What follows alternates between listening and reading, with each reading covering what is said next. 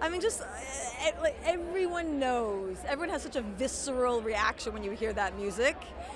And I just feel like we all watched it last week. And the thing is that there's so few films that everyone watches together.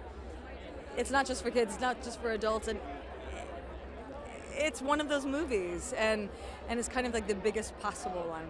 And I really felt that watching it. I mean, I feel like Star Wars is one of those iconic, if not our most iconic film, that does it. It's such a myth, and it has humor, but it has this incredible hope and yearning in it, and I think that's why everyone is so drawn to it.